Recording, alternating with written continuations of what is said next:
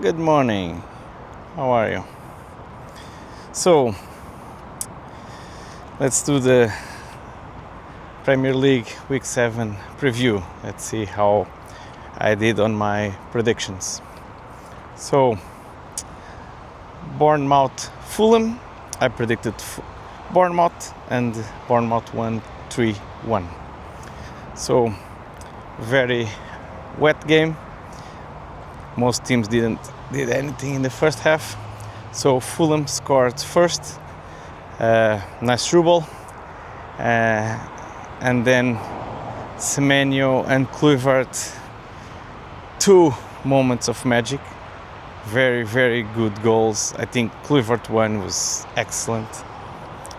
And then on a counter-attack, Semenyo did the third. It says,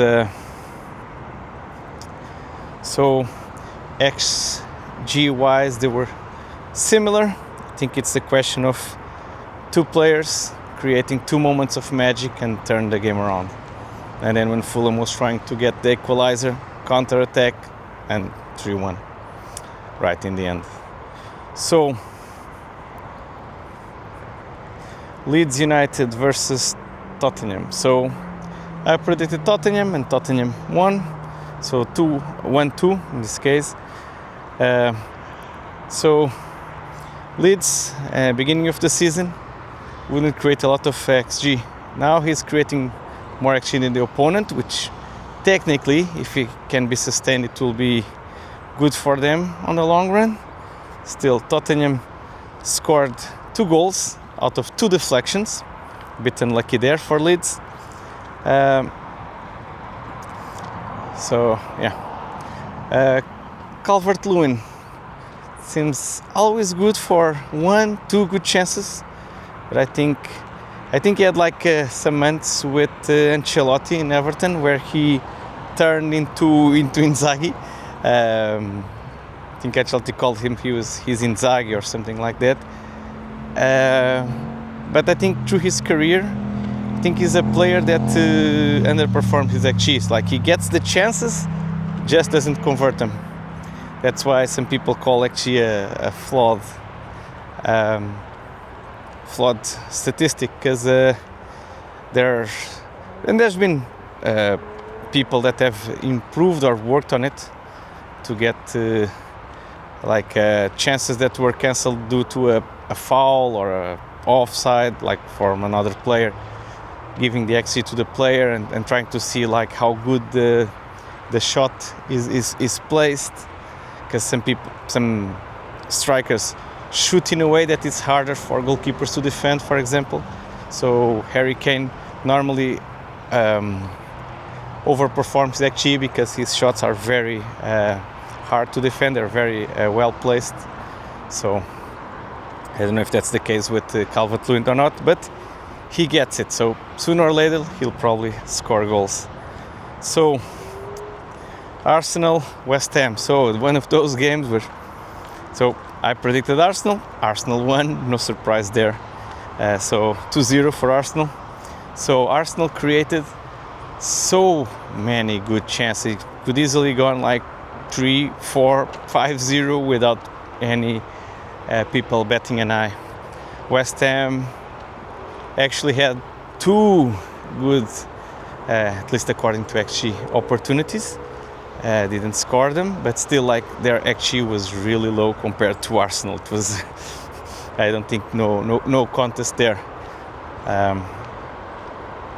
So Chelsea, Liverpool. I predicted Liverpool, like probably most sane people, or at least people that don't hate Liverpool. Chelsea was without the central defenders, without Palmer, without Delap, and still Chelsea won.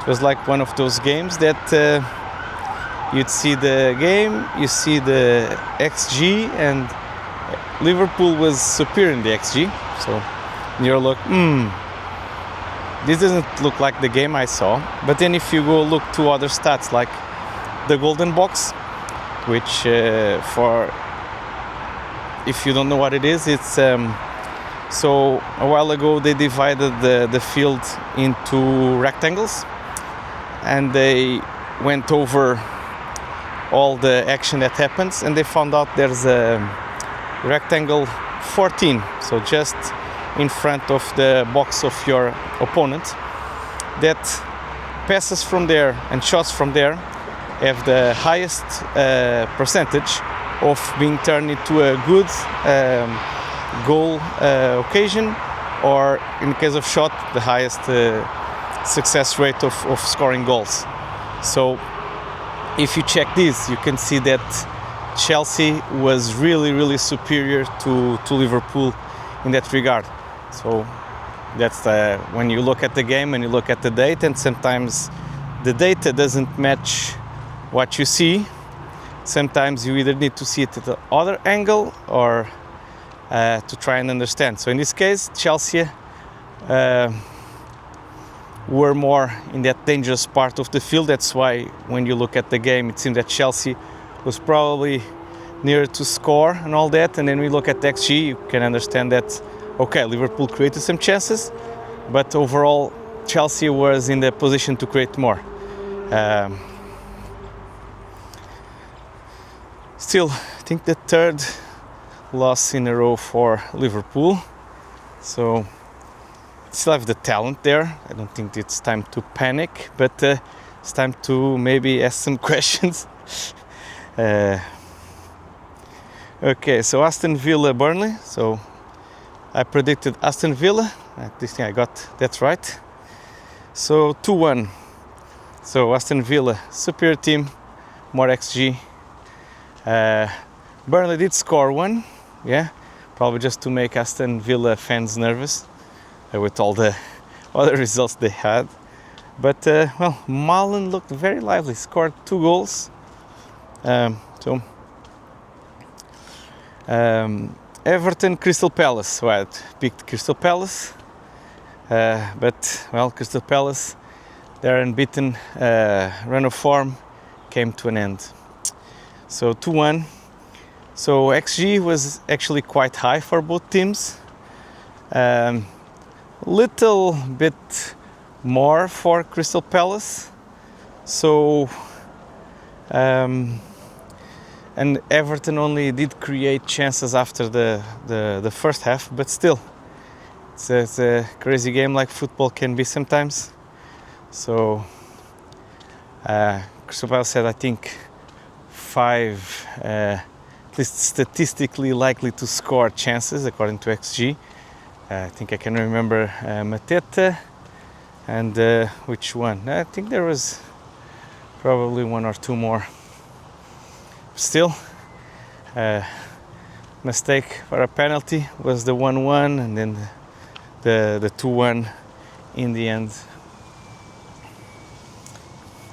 doomed their streak of unbeaten games. So Newcastle, Nottingham Forest. Well, I predicted Newcastle. Newcastle won 2-0. Could have scored many more goals. So Bruno Guimarães had a great goal, and it was a mistake that probably led to the penalty that Woltemade scored. Probably some rest for Newcastle's fans, because kept missing goals. Sometimes you do that, you scored 1 goal from the opponent, that's it. But Forest's XG was really low, like 0.3%, so 0.3%, which is the equivalent of 3 long shots from outside the area, but they had 5 shots, so that's really bad. That means technically to score a goal they would need to have a double or triple their shots. So another loss, another poor exhibition. It will be fun to see how long Ange can keep his job, if he keeps this level of exhibition and this type of results.